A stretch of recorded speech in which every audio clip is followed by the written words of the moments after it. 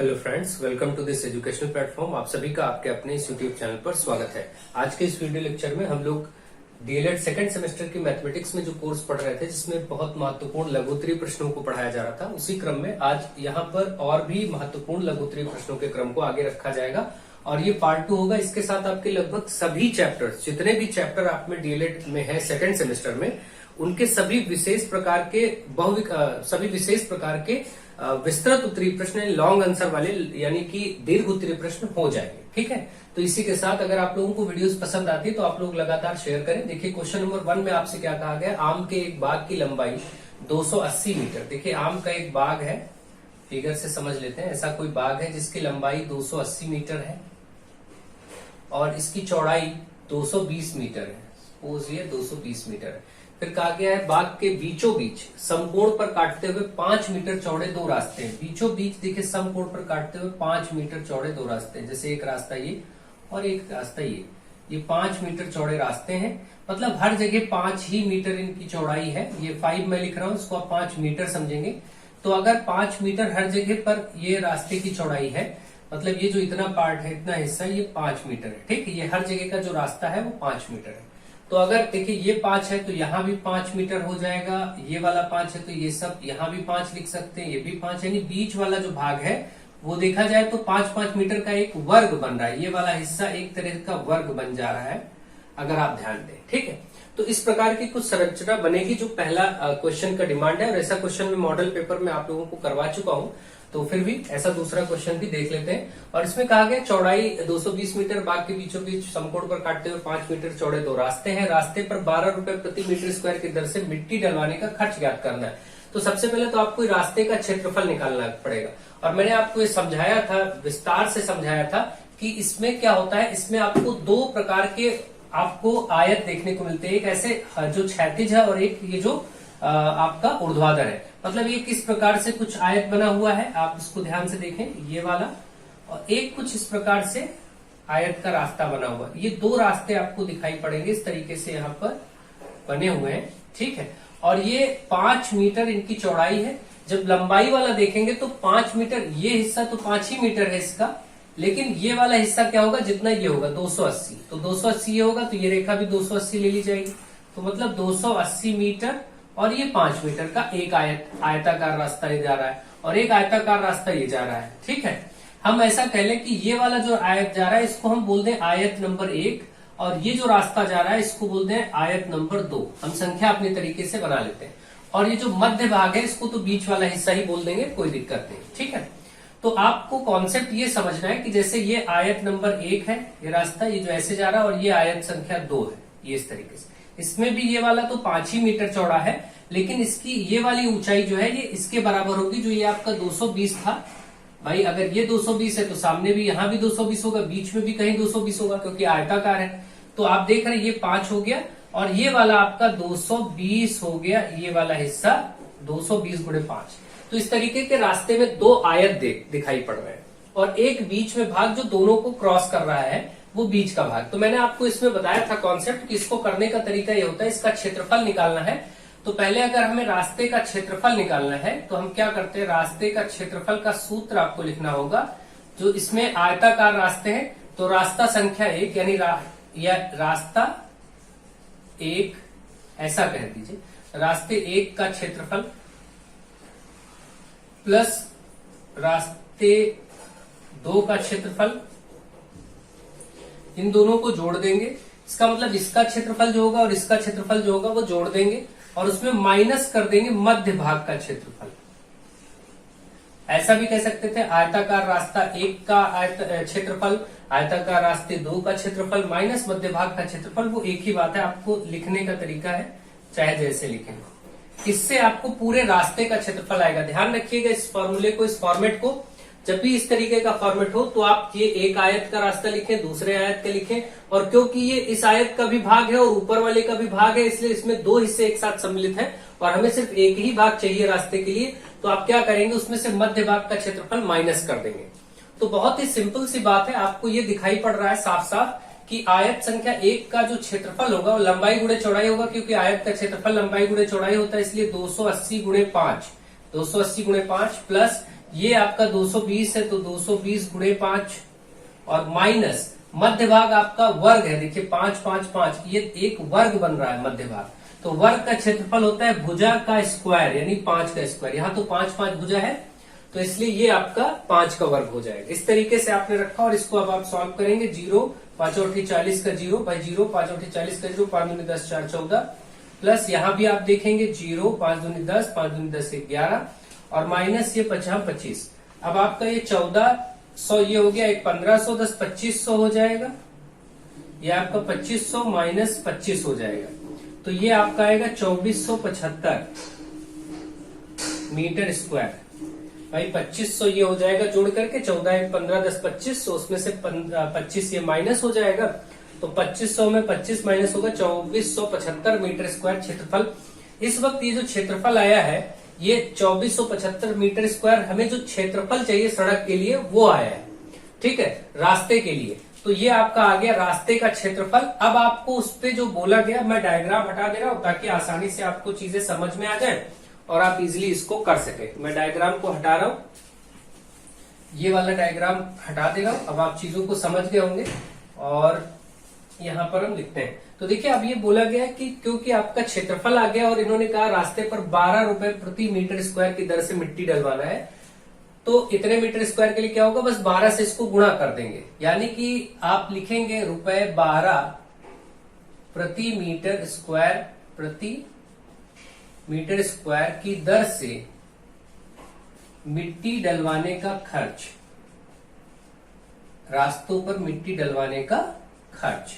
तो ये खर्च बस, अब कोई दिक्कत नहीं, 1 मीटर स्क्वायर का 12 रुपए है, तो आपके पास 2475 मीटर स्क्वायर आया। इसको 12 से बस गुणा कर दीजिए, जो आएगा वही आपका आंसर हो जाएगा। तो इस क्रम में आपको क्या करना है, 2475 को 12 से गुणा करना है। 2 पंचे 10, 2 से 14 1 15, 2 चौके 8 1 9 और 2 दूनी 4 और फिर ये 5 1 7 5 7 4 2 0 10 9 7 16 1 17 4 4 8 1 9 29,700 रुपए। ये गुणा कर लीजिएगा एक बार आप लोग, 29,700 रुपए का खर्च आएगा इस पे मिट्टी डलवाने का। इस प्रकार से इसका आंसर हो गया। ध्यान रहे, अगर कभी आपको ऐसे प्रश्न आए और केवल ये कहे कि आप इसका जो क्षेत्रफल उसको हेक्टेयर में बदलिए, तो क्षेत्रफल हेक्टेयर में बदलने के लिए अब तो ये आंसर हो गया इसका। आप मैं हटा दे रहा हूं, इसको आप समझ लीजिएगा ध्यान से। मुझे आशा है कि आप इसको अच्छे से समझ गए होंगे। अगर ऐसा आता है कि जैसे 2475 मीटर स्क्वायर एरिया आया था और आपसे ये प्रश्न बोलता है कि इसका एरिया क्षेत्रफल आप हेक्टेयर में बताइए, तो आपको मालूम होना चाहिए 1 हेक्टेयर बराबर होता है 10,000 मीटर स्क्वायर के, 10,000 मीटर स्क्वायर के। तो जब भी आपको हेक्टेयर से मीटर स्क्वायर में बदलना हो तो गुणा करेंगे, जब मीटर स्क्वायर को हेक्टेयर में बदलना हो तो भाग कर देंगे। तो ये जो 2475 है इसको 10,000 से आप बस केवल भाग कर देंगे, तो 0.2475 आ जाएगा। बस केवल दशमलव ही लगेगा 4 अंकों पे, क्योंकि 4 जीरो, इतने हेक्टेयर हो जाएगा। अगर आपको क्षेत्रफल को हेक्टेयर में बताना होता तो इस स्थिति में आपको मीटर स्क्वायर और हेक्टेयर में बदलना भी आना चाहिए। और ये सब चीजें मैंने बहुत बार बताई हैं। मुझे आशा है आपको ये समझ में आ गया होगा प्रश्न कैसे लगेगा। और इसके बाद दूसरा क्वेश्चन देखिए, 200 मीटर भुजा वाले एक वर्गाकार पार्क की परिसीमा के साथ। देखिए यहाँ पर इस बार वर्गाकार आपको बता रहे वर्ग है और ये आपका 200 मीटर भुजा है, इसकी 200 मीटर भुजा है, तो सभी 200 होंगे, इसमें कोई दिक्कत नहीं, क्योंकि ये आपका वर्ग है तो इसमें 200 मीटर ही होगा। इसके बाद इन्होंने कहा कि परिसीमा, इसकी परिसीमा मतलब बाउंड्री से साथ लगा हुआ भीतर की ओर एक 5 मीटर चौड़ा रास्ता पथ बना हुआ है। इसके अंदर इसकी परिसीमा से लगा हुआ 5 मीटर चौड़ाई का रास्ता ऐसे बनाया गया है। इसको आपको समझना है, ये हर जगह ये 5-5 मीटर का रास्ता है, ये वाला, ये ठीक है, ये आपका रास्ता है जो 5 मीटर हर जगह पर है, ठीक है। लगा हुआ भीतर की ओर 5 मीटर चौड़ा पथ बना हुआ, इस पथ का क्षेत्रफल ज्ञात कीजिए तथा रुपए 1500 प्रति मीटर स्क्वायर का की दर से इसे सीमेंट कराने का व्यय। मान लीजिए रास्ता जो है सीमेंट कराना है और 1500 रुपए प्रति मीटर स्क्वायर का खर्चा आ रहा है, उससे आपको इसका खर्चा निकालना है। तो ठीक है, कोई दिक्कत नहीं है।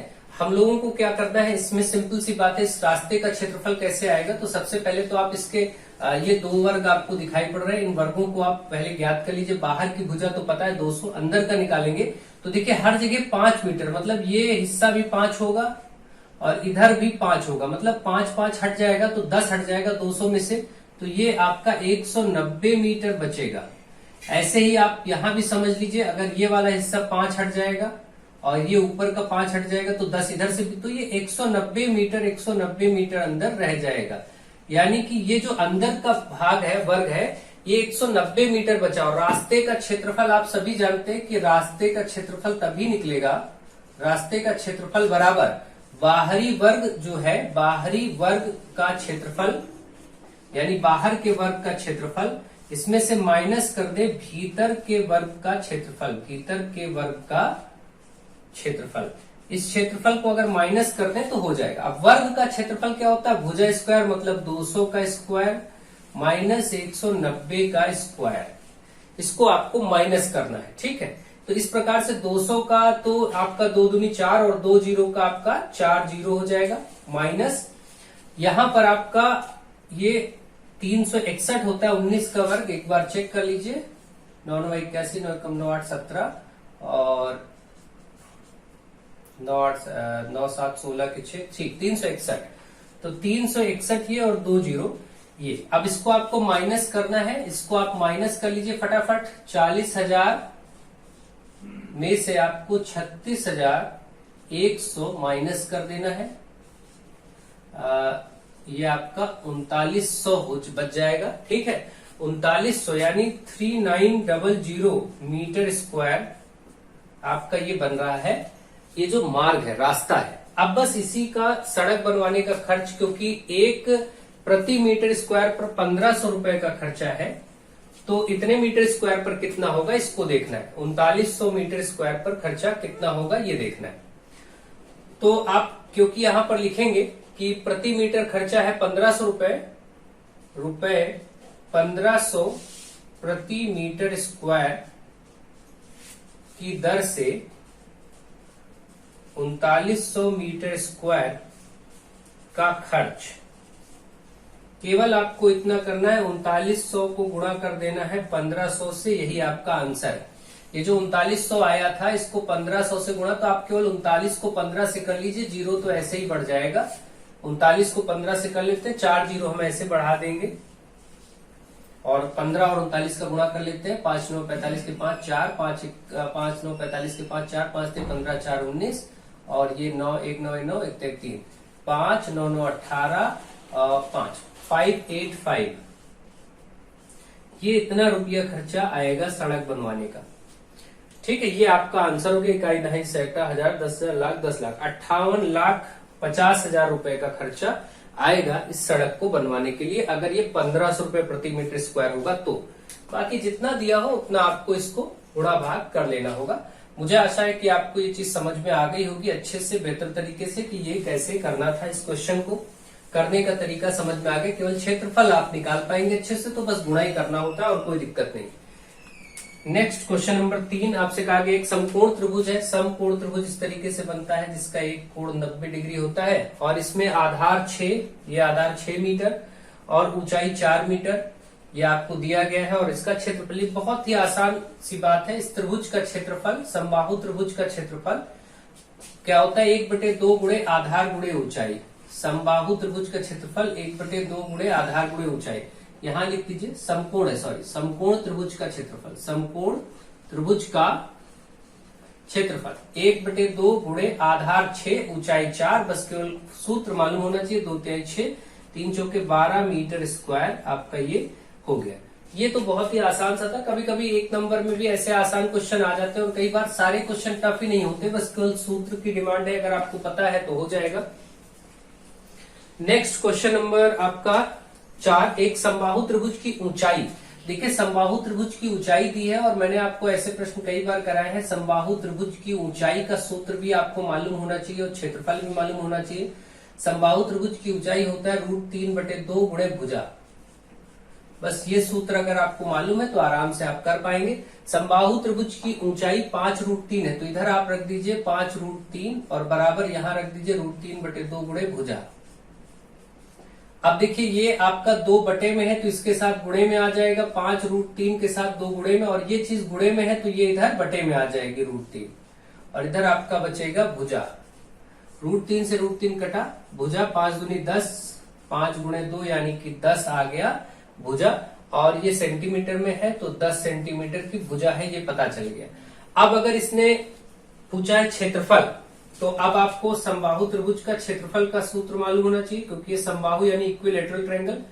समबाहु त्रिभुज का क्षेत्रफल एरिया का सूत्र होता है √3/4 गुणे भुजा स्क्वायर। इन सब सूत्रों को आप बहुत ही अच्छे से याद रखिए, ये सूत्र बहुत काम आएंगे, इन्हीं के हेल्प से ये प्रश्न लगेंगे। अब देखिए हम यहाँ पर मान रखेंगे √3/4 गुणे भुजा आपकी 10 आ गई है तो 10 का स्क्वायर। इसी तरीके से आगे √3/4 ऐसे रहने चाहिए, 10 का मतलब 10 गुणे 10 यानी 100, 4 से ये कटेगा, 25 चौके 100 होता है।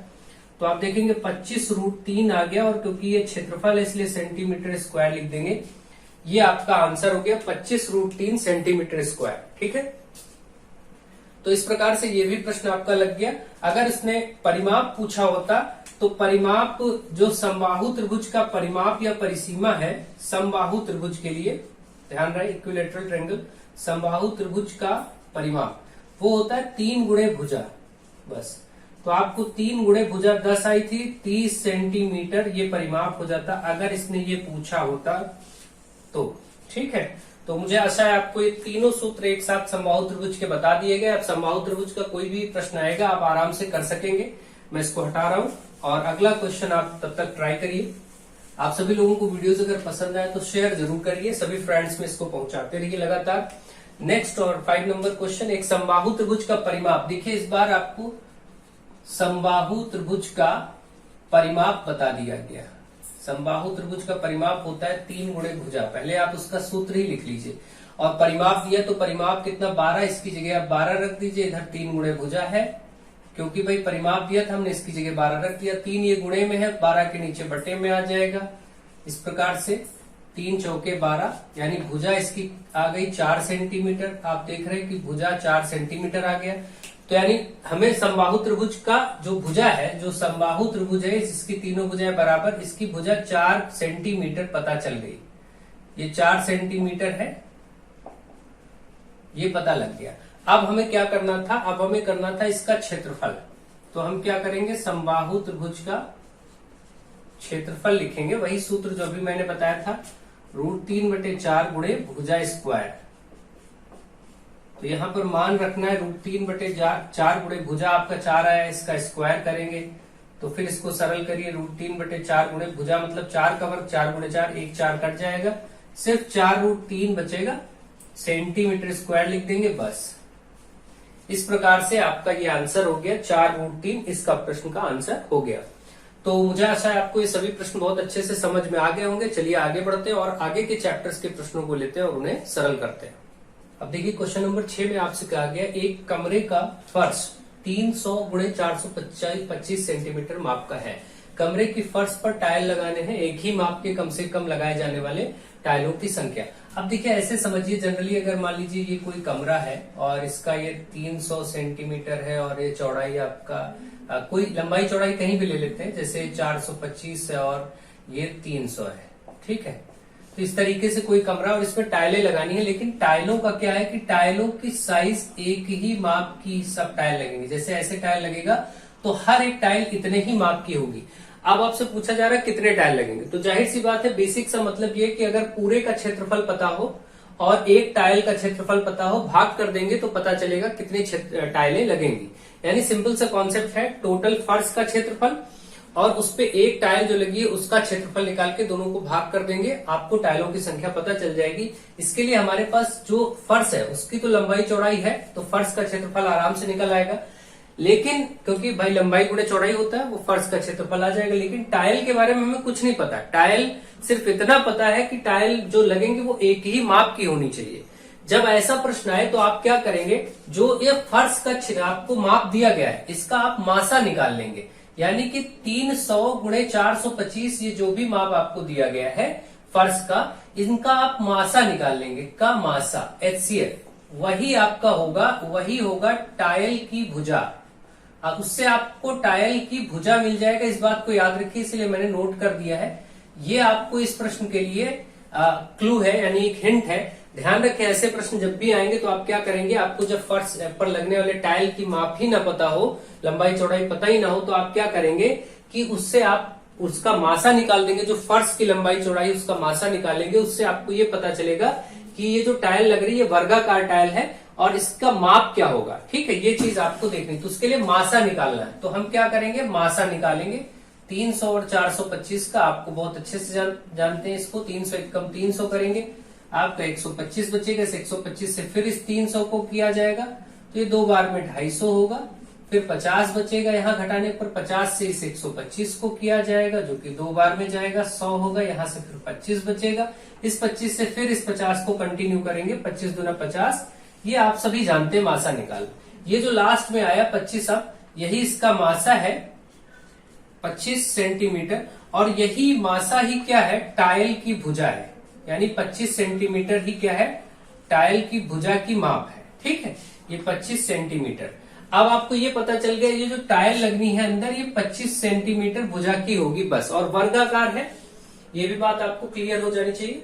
इस प्रकार से अब हमें क्या करना है, अब हमें करना ये है कि हमें फर्श का क्षेत्रफल तो हम बड़े आराम से निकाल सकते हैं भाई। फर्श का क्षेत्रफल बराबर लंबाई गुणे चौड़ाई, लंबाई गुणे चौड़ाई यानी कि 300 गुणे 425। तो हम अभी गुणा नहीं करेंगे, अब हमारा काम होगा टाइलों की संख्या निकालना। तो मैं ऊपर से हटा दे रहा हूं, आप चाहे तो इसका स्क्रीनशॉट ले लें। अब मैं ऊपर से इसको हटा रहा हूं। देखिए यहां पर क्या है, अब केवल आपको इतना कॉन्सेप्ट समझना है कि टाइलों की संख्या जो लगेंगी फर्श में टाइल, उन टाइलों की संख्या के लिए आपको ऊपर फर्श का क्षेत्रफल लेना होगा, फर्श का क्षेत्रफल, और उसको भाग करना है एक टाइल के क्षेत्रफल से। बस इसको भाग कर देंगे, टाइलें कितनी लगेंगी पता चल जाएगा। तो ऊपर क्षेत्रफल तो 300 गुणे 425 हो जाएगा, लंबाई गुणे चौड़ाई 300 गुणे 425, और बटे में एक टाइल की भुजा 25 आई है, तो 25 का वर्ग, क्योंकि ये वर्ग का क्षेत्रफल क्या होता है, 25 का वर्ग कर देंगे। वर्ग का क्षेत्रफल होता है भुजा की घात 2, आप सभी जानते हैं। तो बस इसको केवल इतना करना है, 425 बटे में 25 का वर्ग है, तो 25 गुणे 25, और इसी को सरल कर देना है बस। तो देखिए इसको हम लोग काटेंगे 25 से, तो आप इसको देख लीजिए, 25 से कम 25 और 5 बचा, 25 दूना 50, 12 हो गया। यहां से हम 5 से पहले काट रहे थे, 50 25 5 और 40, 2 बचा 50 25, 5 से इसको काटेंगे तो 17 बचे 85, 12 गुणे 17 आपका हो गया। अब आप केवल 17 और 12 का गुणा कर लीजिए बस। ठीक है, तो 4 10 2 204, यानी जो टाइलें लगेंगी 204 टाइल लगेंगी। ये आपका उत्तर हो गया। इस प्रश्न के लिए 204 टाइलें लगाई जाएंगी, ये आपको कंफर्म हो गया। ठीक है, तो इस प्रकार से आपको करना होता है, बाकी कोई दिक्कत की बात नहीं है। आई होप आपको ये चीज समझ में आ गई होगी, एक एक कॉन्सेप्ट आपको समझा दिया जा रहा है, आपको प्रैक्टिस करने की जरूरत है। क्वेश्चन नंबर 7 में कहा गया, एक वर्ग जिसकी भुजा 7 सेंटीमीटर है, एक वर्ग है जिसकी भुजा 7 सेंटीमीटर है। ठीक है, वर्ग है तो सारी भुजाएं 7 ही होंगी। और इसके बाद इससे कहा गया इसमें कि इसके अंतर्गत खींचे गए वृहत्तम, मतलब बड़े से बड़े वृत्त का क्षेत्रफल। आप देखिए कि किसी वर्ग के अंदर अगर कोई वृत्त खींचा जाएगा तो इसकी ऐसी बाउंड्रीज को टच करता जाएगा, और ऐसे वृत्त का क्षेत्रफल बताना है तो पहले इस वृत्त के बारे में हमें पता हो। देखिए हम लोग ये जानते हैं कि अगर हमें वृत्त का क्षेत्रफल बताना है तो हमारे पास इसका सूत्र होता है पाई आर स्क्वायर, इतना तो हमें पहले से पता है। अब इसमें करना क्या, हमारे पास आर यानी कि त्रिज्या, वृत्त की त्रिज्या होनी चाहिए। तो देखिए आप कैसे निकालेंगे, अगर ये वाला 7 है और ये वाला 7 है, हर तरफ से 7 ही, तो अगर हम इसके बीचों बीच से अगर खींचेंगे एक रेखा तो ये व्यास होगा वृत्त के लिए, और ये भी 7 ही होगा।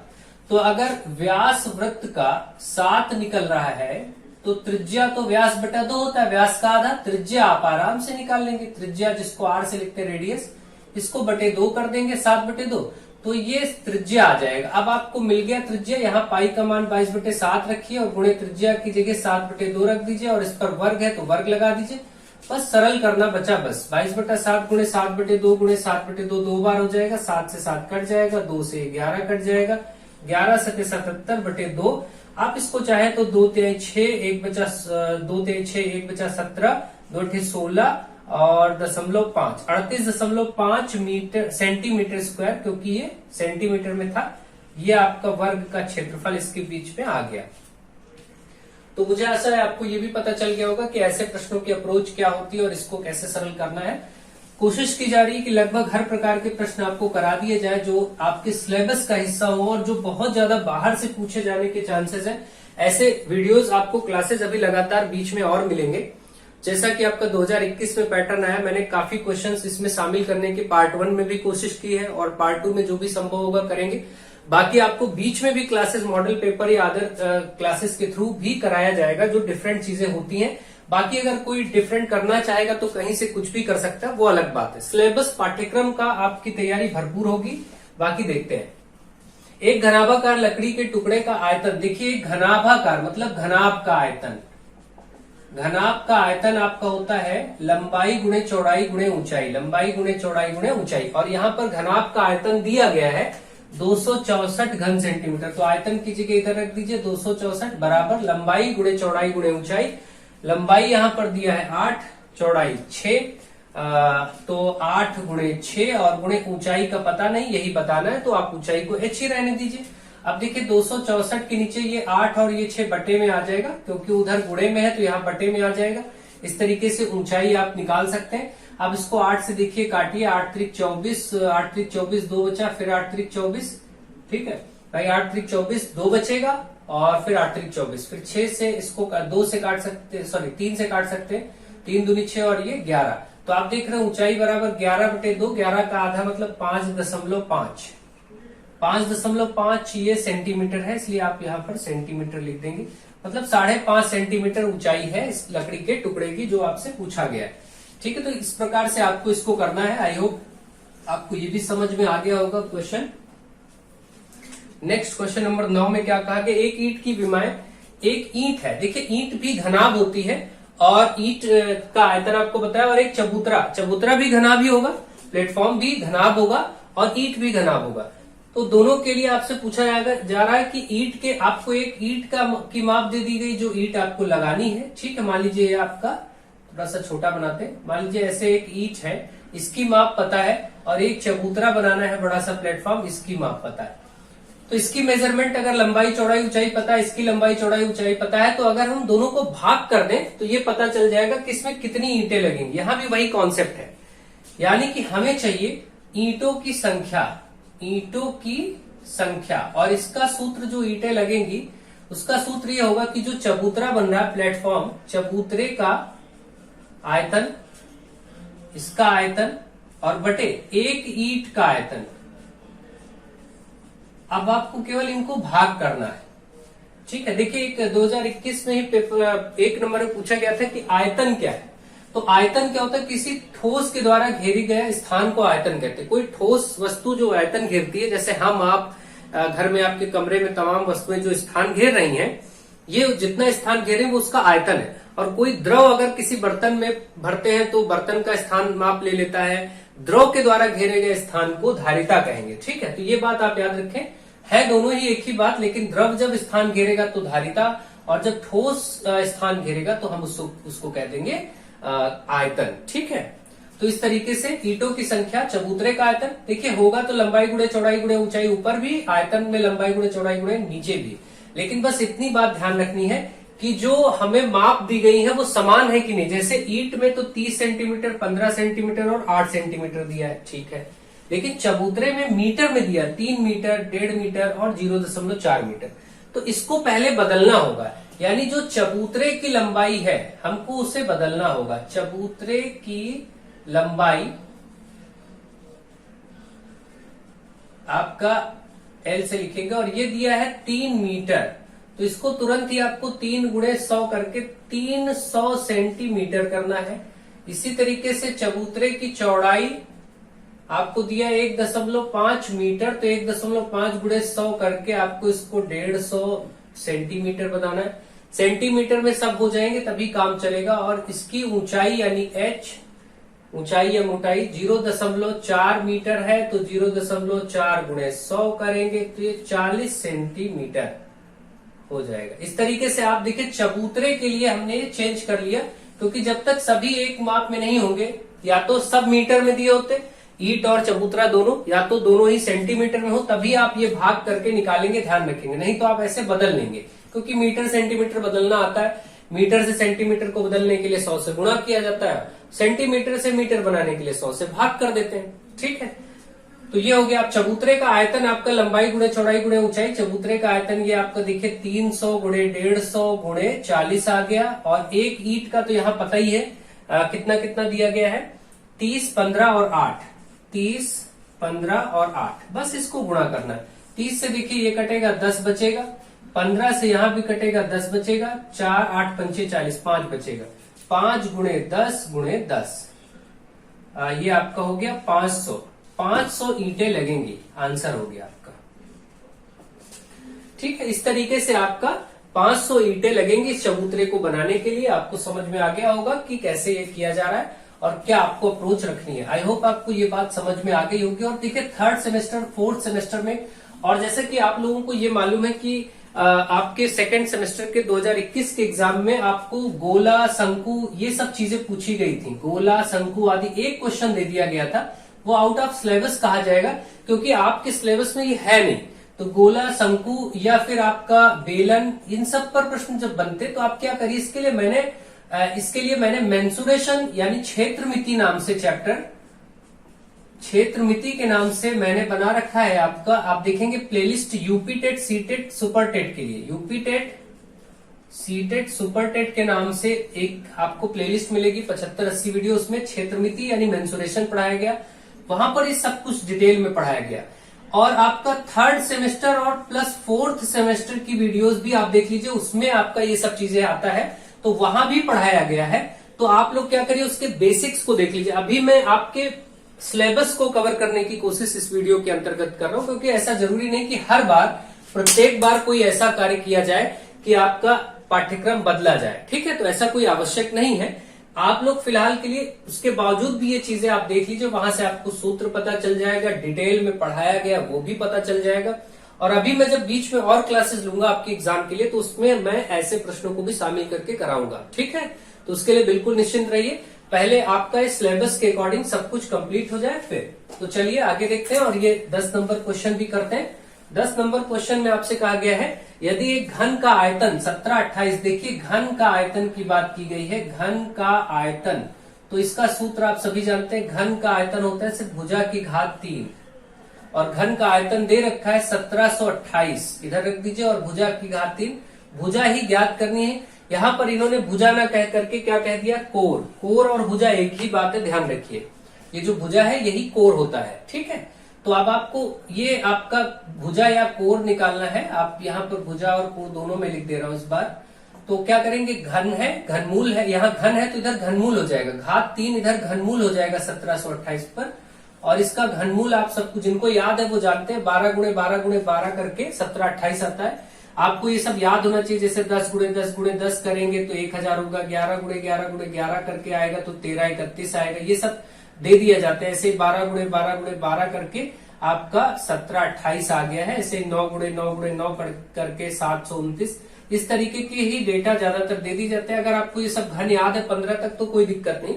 तो ये तो आपका 12 आ जाएगा। आप लोग घनमूल निकाल भी सकते हैं। अगर आपको प्रॉब्लम है तो आप 1728 का लासा ऐसे एलसीएम लेते चले जाइए। 2 8 16, 2 6 12, 2 चौके 8, 2 चौके 8, 2 6 2 दूनी 4, 2 दूनी 4, 2 1 2, है ना। इस तरीके से आप अगर एलसीएम लेते चले जाएंगे तो आपका फिर भी निकल जाएगा, कोई दिक्कत की बात नहीं है।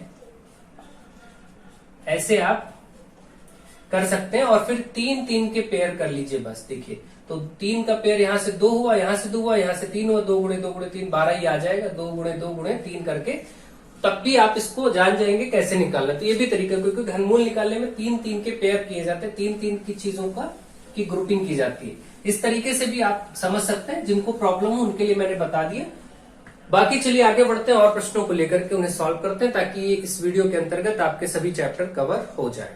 तो चलिए देखते हैं। आप लोग वीडियोस को शेयर करिए, लगातार शेयर करते रहिए। चलिए देखते हैं। अब देखिए आपके समक्ष कुछ प्रश्न लिखे गए हैं, जिसमें आपको क्वेश्चन नंबर 11 में कहा गया किसी परीक्षा में 22 परीक्षार्थियों के गणित विषय के प्राप्तांकों का विवरण है और इन्हें टैली चिन्ह लगा करके इसको सारणी बारंबारता सारणी बनानी है। देखिए टैली चिन्ह लगाकर बारंबारता सारणी बनाने का तरीका ये है कि आप सिंपल इसको जो है दो तरीके से कर सकते हैं। एक तो आप वर्ग अंतराल में लेकर के कर सकते हैं और एक डायरेक्ट कर सकते हैं। तो पहले हम लोग डायरेक्ट देखते हैं, जैसे संख्या, बारंबारता और टैली चिन्ह, ये तीन चीजें आपको कॉलम में लिखनी है। एक तो जो संख्या या प्राप्तांक, क्योंकि यहाँ प्राप्तांक है तो आप प्राप्तांक लिख लीजिए गणित विषय के, और यहाँ उसकी बारंबारता मतलब कौन सा कितनी बार आया है, और उसके बाद यहाँ पर हम लोग टैली चिन्ह बना लेंगे। ठीक, ये तीन चीजें आपको करनी है। तो अब आप देखिए यहाँ सबसे छोटी संख्या क्या आपको दिख रही है, सबसे छोटी संख्या आपको 48 नजर आ रही, तो आप 48 लिखेंगे। यहाँ पर 48 कितनी बार आया है। 48 के बाद अगली संख्या आपको 50 नजर आ रही, 49 तो कहीं है नहीं, ठीक है, तो 50 आपको नजर आ रहा है। देखिए 48 यहाँ कितनी बार है, एक बार, तो इसलिए एक लिख दीजिए। 48 और तो दोबारा है नहीं, सिर्फ एक बार है।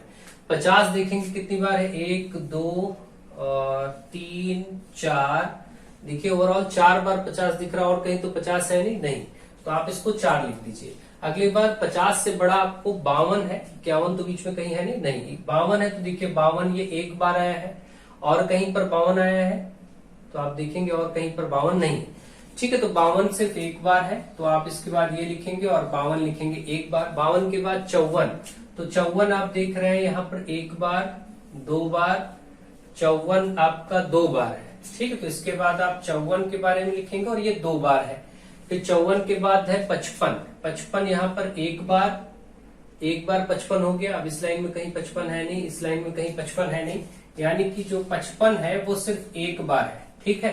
55 के बाद 56 आया है कि नहीं आया है, देखेंगे 56 भी है, एक बार ये 56 है, और नीचे कहीं 56 नहीं है, और यहाँ पर भी कहीं 56 नहीं है, ठीक है, ये भी एक बार, यानी 56 भी एक बार। इसको और बढ़ा लेते हैं, कोई दिक्कत की बात नहीं, क्योंकि आप आराम से जितना चाहे बढ़ा सकते हैं, क्योंकि हमें सिर्फ टेबल में ही बनाना, नीचे कुछ कैलकुलेशन करना नहीं है, तो जितना आएगा हम बढ़ाते चले जाएंगे अपनी जरूरत के अकॉर्डिंग, ठीक है।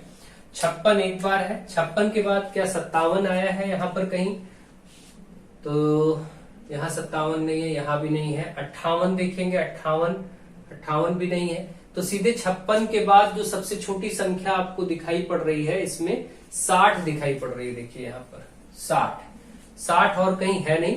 56 के बाद सीधा ना तो 58 है, ना कोई, सीधे 60 है। 60 आपका एक बार है, ठीक है।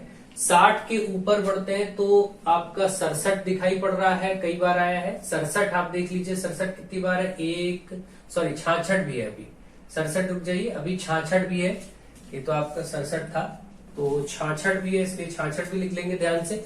66 ये आपका एक बार है, और कहीं 66 तो है नहीं, तो 66 को एक बार। फिर आपका 67 देखिए कितनी बार, 1 2 3 4 5 बार 67 है, तो यहाँ 5 लिख देंगे। 67 के बाद 67 के बाद आपका जो अंक इसमें शामिल किया गया है वो है 78 82 83। 78 है, 78 कितनी बार है, देखिए 78 78 ये एक बार है, सिर्फ एक बार ये है। 78 के बाद आप देखेंगे तो इसके बाद आपका 82 83 88, 82 83 और 88, यहां पर जाकर के टेबल कंप्लीट होगी, ठीक। 82 कितनी बार है, 82 एक ही बार है, 82 एक ही बार है, ठीक है। 83 कितनी बार है, 83 भी एक बार है, देखिए 83 एक बार है। और 88 कितनी बार है, तो 88 दो बार है। इस प्रकार से सभी संख्याएं हो चुकी हैं। अब केवल आपको ये करना है कि इनके लिए आपको बारंबारता टेबल बनानी है, ठीक है।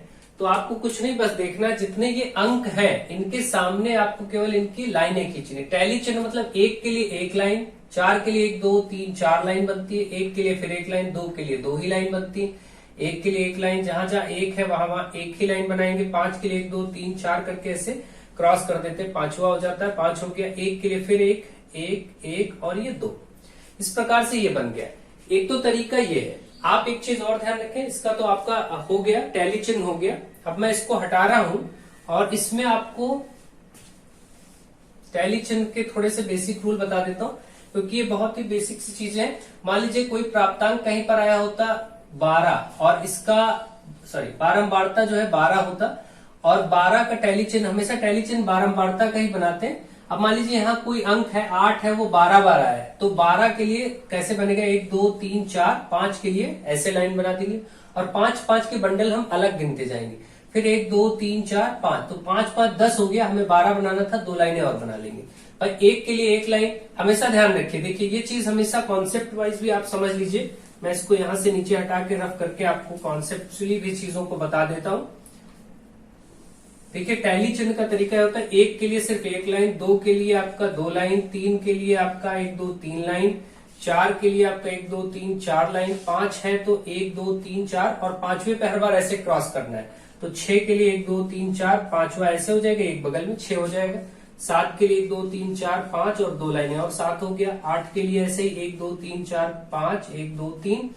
9 के लिए करना 1 2 3 4 5, ये हमेशा अलग करना, 6 7 8 9। ऐसे ही 10 के लिए करना तो 1 2 3 4 5 1 2 3 4 5 5 5 के 2 बंडल हो गए, 10 हो गए। ऐसे ही आगे बढ़ते चले जाते हैं।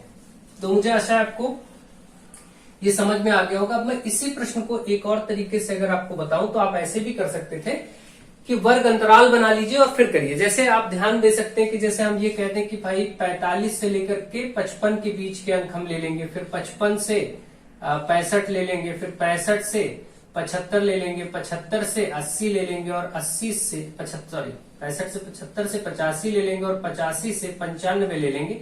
इसी के बीच में सभी अंक आ जाएंगे। तो इस तरीके से हम क्या करेंगे, ये भी एक पैटर्न है, तरीका है इसी प्रश्न को करने का। तो हम लोग ऐसे भी कर सकते हैं, जैसे हम देखें कि भाई 45 से 55 में तो कौन आएगा, तो 45 से 55 में पहले तो 48 आ जाएगा, ठीक है, 48 एक बार है, 48 आ जाएगा। 48 के बाद देखिए 55 को इसमें न रख के इस वाले में रखेंगे। हमेशा याद रखिए अगर 55 भी शामिल हो तो 55 को इधर वाले में नहीं बल्कि दूसरे बड़े वाले वर्ग में 55 जो आया है, जैसे 65 बड़ी संख्या, इसमें भी 55 है, तो 55 काउंट हमेशा इसमें होगा। अगर 55 को लेना हो तो आपको ये कंफ्यूजन आएगा कि 55 पहले में रखें या दूसरे में रखें। तो ध्यान रखें जो वर्ग अंतराल बड़ा है उसी में उस संख्या को रखा जाता है, गिना जाता है। तो आपको जैसे यहां पर अब करना है कि 45 से 50 के बीच के प्राप्तांक कौन से, तो आप देखेंगे एक तो ये 48 है, 50 है। हमको क्या करना, 45 से 55, तो 48 एक ये हो गया, 2 ये हो गया, 3 ये हो गया, 3 55 में 52 भी आ जाएगा, 4 54 भी आ जाएगा, 5 55 को इसमें गिनेंगे नहीं तो कितनी संख्या आ गई, और 50 देखिए ये हो गया, 50 भी इसी में शामिल होगा, 2 ये हो गए। तो आप देखेंगे 1 2 3 4 5 6 7 और ये 54 आपका 8, 54 हो गया 8। और तो कोई ऐसा है नहीं जो 50 से 45 से 55 में आएगा। 8 संख्याएं ऐसी हैं जो इसके बीच में आ गई, ठीक है। फिर 55 से 65 में गिनना स्टार्ट करते तो 55 को ही ले लीजिए, 55, और 55 से 65 में 56 भी आ जाएगा, 2 हो गया, 2 हो गया। 55 से 65 में लेना है केवल, 2 ये हो गया, तो आपका तीसरा ये 60 हो गया। 55 से 65 में, 55 से 65 में आपका 55 से 65 में आप देख रहे हैं यहाँ पर आपका 55 56, 2 ये हो गए, 2 2 4 हो गए, 4 हो गए। और तो कोई है नहीं जो 55 से 65 में आए, 4 संख्याएं ऐसी हैं जो ये हो गई, ठीक है। इसी के बाद आप फिर देखेंगे 65 से 75 में काउंटिंग, तो 65 से 75 में आ जाइए। तो 65 से 75 में अब आप जब देखेंगे तो 65 के बाद का देखिए एक ये है, तो इसको आप ले सकते हैं एक, ये हो गया 65 से 75 गिन रहे हैं तो ये 2, ये 3, 65 से 75, 65 से 75 ये 4 और ये 5 और ये 6। इस प्रकार से देखिए 6 ये आ गए। फिर 75 से 85 में गिनेंगे। अब 75 से 85 में गिन लेंगे तो 75 से 85 के बीच के, 85 के बीच का एक ये है, एक, ठीक है। इसको मैं ब्लैक से ट्रायंगल बना लेता हूं ताकि प्रॉब्लम ना हो। 75 से 85 एक ये हो गया, और 75 से 85 में एक ये 83 हो गया, 2, तो 2 ये हो गए। और अब 85 से 95 में सब 88 आएंगे, जो कि ये आपका 1 88 2 88 और तो 88 है नहीं, 2 88 है, तो 2 ये हो जाएंगे, ठीक है, 2 ये हो गए। इस तरीके से 75 से 85 के बीच में आपका 75 से 85 के बीच में 82 आया था और 83 आया था और 78 भी आएगा, तीन चीजें हैं, यहाँ पर ध्यान रखिए 3 है। तो अब आपका देखिए 8 4 12 6 18, 2 20 3 23, एक को एक्स्ट्रा हो गया। तो इस तरीके से आप फिलहाल इसको कर लेंगे और करने के बाद आप इसको काउंट करेंगे और टैली चिन्ह बना लेंगे, ठीक है। क्योंकि ये बहुत ही ज्यादा मिक्सिंग हो गया है तो इसलिए थोड़ा सा काउंटिंग में प्रॉब्लम हो गई है। 45 से 55 के बीच फटाफट देख लीजिए, 45 से 55 के बीच आपको जो भी लेने हैं वो आप ले लीजिए। जैसे कि यहाँ पर 45 से 55 के बीच में आपका एक 48 है, एक 45 से 55 48, 1 2 3 3 और यहाँ पर 3 ही रहेंगे नीचे, 4 5 6 6 हो गया और 45 से 55 में 7 1 8 8 तो ठीक है, ये वाला संख्या सही है। 55 से 65 में देखते हैं 4, तो 55 से 65 में 55 से 65 में काउंटिंग करते हैं। 55 से 65 में 55 से 65 ये 1 60 ये आएगा 1 और इधर से 55 से 65 1 2 2 3 3 3 आ रहा, देखिए यही गड़बड़ हुआ था, यहाँ 4 हो गया, ये 3 ही आया था बस। अब देखिए आप देखेंगे यहाँ पर तो 22 है, 8 3 11 6 17 3 20 2 22, क्योंकि ये 22 भी है और ये 22 स्टूडेंट थे तो बिल्कुल सही है। अब आपने ऐसे बना लिया प्राप्तांक, तो अब आपको टैली चिन्ह इनका 8 का बनाना है, 1 2 3 4 5 6 7 8। 3 का बनाना है तो 1 2 3, 6 का बनाना है तो 1 2 3 4 5 और एक लाइन, फिर ये 1 2 3 और 1 2। इस प्रकार से भी आप इसको वर्ग अंतराल में बना करके भी काम कर सकते हैं। जैसे हमने 10-10 के वर्ग अंतराल बनाए और उसमें भी ऐसा कर सकते हैं और उस तरीके से भी कर सकते हैं संख्याओं को लिख करके, जैसे मैंने पहले समझा दिया। आई होप आप दोनों प्रकार से कर लेंगे और ये सब बहुत बेसिक होता है, इसमें कोई दिक्कत नहीं, थोड़ा सा ध्यान दिया जाता है, कभी कभी इसमें कंफ्यूजन हो जाता है काउंटिंग में। दिए गए बारंबारता बंटन को आयत चित्र से प्रदर्शित करना। देखिए अब आयत चित्र बनाने के लिए आपको क्या करना होता है, ये 2 एक्स अक्ष और वाई अक्ष बनाने होते हैं। एक्स अक्ष ये है और वाई अक्ष ये सीधे वाली रेखा। 0 से 10, 10 से 20 ऐसे वर्ग अंतराल है, तो हम क्या करेंगे, इस पॉइंट को 0 कह देंगे और यहाँ पर हमने जैसे 10 लिख दिया, थोड़ी थोड़ी दूरी पर ये 20, बराबर दूरी पर लिखेंगे 30 40 50 60, हमें 60 तक ही मैक्सिमम जाना है तो हम इतना ही कर लेते हैं। अब 0 से 10 पे जो बारंबारता है वो ऊपर दिखाई जाएगी। ये हमने वर्ग अंतराल को 0 से 10 20 30 60 तक था, तो इसको एक्स अक्ष पे बारंबारता, एक्स अक्ष पे हमने क्या किया, इसकी माप को लिख दिया जो दिया था और उसकी बारंबारता को हम वाई अक्ष पे लिखेंगे, बारंबारता को वाई अक्ष पे लिखते जाएंगे। तो बारंबारता 0 से 10 उठाएंगे तो एक आयत बनाएंगे ऐसे। 0 से 10 पे कितना है, 2 है, 8 है, 15 20, हमको मैक्सिमम 20 तक लेना है, तो हम क्या कर सकते हैं, 2 2 का एक वर्ग अंतराल सेट कर सकते हैं। हम चाहे तो जैसे हमने यहां पर किया 2 4 6 8 10 12 14 16, हमें 20 तक जाना है तो हम यहाँ पर 18 और 20 तक हमने कर लिया। अब देखिए 2 आपका बारंबारता है 0 से 10 के लिए, 0 से 10 के लिए 2 है, यहाँ 200 कर देते हैं। 10 तक हमने आयत बना दिया, देखिए ये आयत इस प्रकार से बना 0 से 10। 10 से 20 के बीच में आपका 10 से 20 के बीच में 8 है, तो 8 कहां पर है, ये 10 से 20 के बीच में, तो यहां पर ले जाएंगे और इस तरीके से इसको कर देंगे, ये 8 है, ठीक है। फिर 20 से 30 के बीच में 15 है, तो 15 14 और 16 के ठीक बीच में कहीं मिलेगा, तो इसी प्रकार से इसको हम आगे बढ़ाएंगे और यहां से हम इसको लाकर कैसे, ये 15 है, यहां लिख भी दे रहा है ताकि पता रहे कि हमने कितना हाइट उठाया है 15 तक। 30 से 40 के बीच में देखिए 20 है, तो 30 से 40 के बीच में हम 20 को पूरा यहां तक पहुंचा देंगे और यहां पर लिख देंगे कि हमने ये 20 लिया है, ये 20 है। और फिर 40 से 50 के बीच में आपका 16 है, तो 40 से 50 के बीच में यहाँ पर इस तरीके से कुछ हम इसको मिला देंगे, तो ये 16 लिख देंगे। और 50 से 60 के बीच में 6 है, तो 50 से 60 के बीच में 6 का मतलब ये कुछ आपका इस तरीके से ये आपका बन गया, ये आपका आयत चित्र बन गया। ध्यान से देखिए, और आयत चित्र इसी प्रकार से आपको बनाना होता है, ठीक है। तो आयत चित्र बस ऐसे, कभी कभी आयत चित्र दे करके कुछ प्रश्न पूछ सकते हैं, जैसे इसमें सबसे अधिक बारंबारता किस वर्ग अंतराल की है, तो सबसे अधिक बारंबारता 30 से 40 की है 20। तो इस तरीके के प्रश्न, सबसे कम बारंबारता किसकी है, तो 0 से 10 वर्ग अंतराल की है। तो ये सब बहुत बेसिक चीजें आपसे कभी भी पूछी जा सकती हैं और कैसे भी टाइप का प्रश्न हो सकता है। बाकी और भी हम प्रश्नों को, प्रकृति को देखेंगे, करेंगे। अभी हमारा उद्देश्य सिलेबस से संबंधित और जितना भी हो सकता है मैक्सिमम वेरिएशन के साथ काम कर रहे हैं हम लोग। बाकी देखते हैं 4 11, आगे क्वेश्चन है 4 11 15, 4 11 16 15, 4 11 16 15, 12, 5, 7, 9, 10। ये आपको कुछ संख्याएं दी गई, इनकी माध्यिका बतानी है। कितने अंक है? 1, 2, 3, 4, 5, 6, 7, 8, 9। 9 आंकड़े हैं। 9 यानी n बराबर 9। जब आंकड़ों की संख्या को n से लिखते हैं, आंकड़े 9 है यानी विषम है। जब आंकड़े विषम हो तो माध्यिका का सूत्र आपका क्या होता है, ये आप देख लीजिए। देखिए वैसे ये आपके सिलेबस का हिस्सा नहीं, लेकिन कभी कभी ऐसी चीजें पूछ ली जाती। तो माध्यिका n+1/2 वह पद।